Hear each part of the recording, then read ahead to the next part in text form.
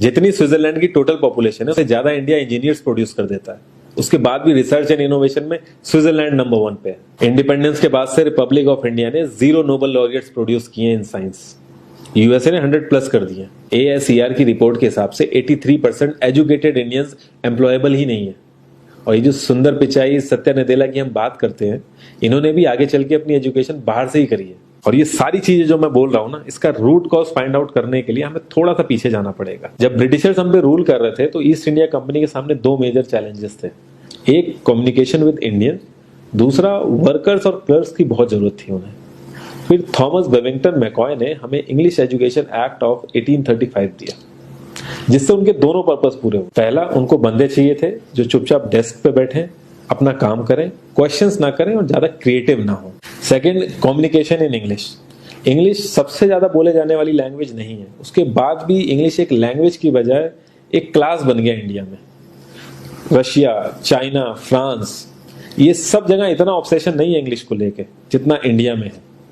Poor communication बोला जाता है अगर आपकी इंग्लिश अच्छी नहीं है, जबकि इंग्लिश ना आने का मतलब है कि आपको कोई और लैंग्वेज आती है। 5 साल पुराना iOS भी आज की डेट में आउटडेटेड माना जाता है। लेकिन इतनी इंपॉर्टेंट चीज हमारा एजुकेशन सिस्टम आज भी बस थोड़े से चेंजेस के साथ ऐसे ही चल रहा है। हमारे एजुकेशन सिस्टम में रटने का कंपटीशन होता है, जो ज्यादा रट लेता है उसके ज्यादा मार्क्स आते हैं। अब 95% जिसके संस्कृत में आए हैं वो भी संस्कृत नहीं बोल पा रहा है। और बेसिक हिस्ट्री होने की बजाय इतनी मोटी मोटी किताबें हैं हिस्ट्री की जिसका कोई मतलब नहीं है। अगर आज की डेट में आपको कुछ भी पता करना, आप गूगल से पता कर लोगे, उसके लिए आपको याद करने की जरूरत नहीं है इतना कुछ। और ये गवर्नमेंट स्कूल में हर क्लास में इंग्लिश का सब्जेक्ट है। 12-12 साल लगाने के बाद भी लोग इंग्लिश नहीं बोल पा रहे हैं। और बिना किसी बुक को पढ़े 5 साल का बच्चा सीख लेता है, क्योंकि उसको वैसा एनवायरमेंट मिल जाता है। A+B का whole square is equal to A² + B² + 2AB। इसका रियल लाइफ में क्या यूज है किसी को नहीं पता, न प्रिंसिपल, न टीचर, न बच्चे, बस पढ़ाई चले जा रहे हैं। हो सकता है इसका कुछ मतलब हो, लेकिन आप ट्राई करके देख लेना, किसी को नहीं पता। हाँ, 2AB की जगह अगर आपने 3AB बोल दिया तो 4 लोग हंसने वाले मिल जाएंगे आपके ऊपर।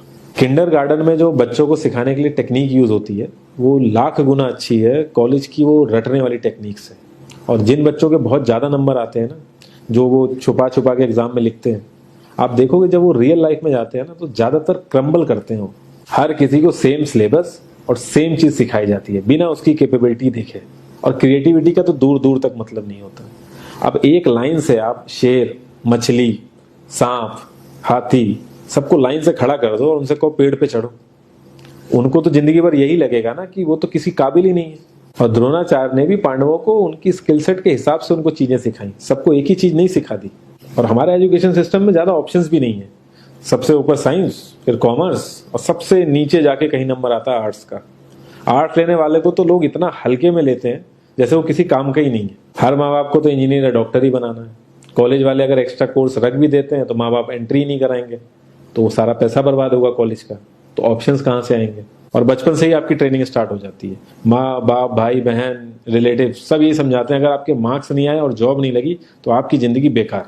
और लाइफ की क्रिएटिविटी को आप रखते हो साइड में, और ये अच्छे मार्क्स और अच्छी जॉब पाना आपका सपना बन जाता है। अब ये सपना पूरा हो जाता है तो बहुत बढ़िया है, दूसरे को जेलस फील कराओगे, नीचा फील कराओगे। और इस छोटी सी उम्र में अगर सपना टूट जाता है तो सेल्फ डाउट में आ जाओगे। इतना बाहर वाले आपको नीचा नहीं समझेंगे जितना आप खुद की नजरों में गिर जाओगे। आप किसी भी 4-5 सक्सेसफुल आदमियों के बारे में सोच के देखिए जिन्हें आप बहुत सक्सेसफुल मानते हो या जिनकी तरह लाइफ आप जीना चाहते हो। मैं ये कह सकता हूं कि वो इस एजुकेशन सिस्टम की वजह से तो सक्सेसफुल नहीं होंगे, चाहे वो जो भी हो। धीरू भाई अंबानी, विराट कोहली, आमिर खान, नरेंद्र मोदी, ये सब हमारे इस करंट एजुकेशन सिस्टम के ट्रैप में नहीं फंसे। इन्होंने खुद सीखा, खुद एजुकेट हुए और खुद आगे बढ़े। किसी कंपनी के सीईओ को अगर ये कहा जाए कि आप अपनी कंपनी के सारे डिपार्टमेंट में इंटरव्यू दीजिए, तो कोई गारंटी नहीं है कि वो सारे डिपार्टमेंट के इंटरव्यू निकाल लेगा। और ये भी हो सकता है कि वो आधे से ज्यादा डिपार्टमेंट के लिए क्वालिफाई ना करे एजुकेशन वाइज, लेकिन वो पूरी कंपनी चला सकता है। तो ये जो एक स्किल है, इसके बारे में बात क्यों नहीं होती? लोग अपनी 25% से ज्यादा जिंदगी इस करंट एजुकेशन सिस्टम में लगा देते हैं ताकि अपने से कम पढ़े लिखे आदमी की कंपनी में जाके उसके सपने पूरे कर सकें। इंडिया का जो करंट एजुकेशन सिस्टम है, अगर वो इतना ही अच्छा है तो जो भी सेलिब्रिटीज हैं, पॉलिटिशियंस हैं, वो अपने बच्चों को बाहर क्यों भेज रहे हैं पढ़ने के लिए? इनफैक्ट पॉलिटिशियंस के साथ तो ऐसा करना चाहिए, जिस एरिया से वो जीते हो उसी एरिया के गवर्नमेंट कॉलेज में उनके बच्चे को पढ़ना कंपलसरी हो जाए, तभी वहां के गवर्नमेंट कॉलेज सुधर सकते हैं। 368 प्यून की जॉब के लिए 1.5 लाख ग्रेजुएट और 24,968 पोस्ट ग्रेजुएट ने अप्लाई किया। मैं IAS PCS की तो बात नहीं करता हूँ, वो तो एक पैशन की बात होती है, लेकिन कुछ लोग 5-5, 6-6 साल से तैयारी कर रहे हैं कि कोई भी गवर्नमेंट जॉब मिल जाए उन्हें। उनसे पूछोगे क्यों ऐसे इतने टाइम से लगे हुए हो, तो वो एक ही चीज बोलेंगे कि जॉब सिक्योर है। मतलब आप काम नहीं भी करोगे तो आपको निकाला नहीं जाएगा।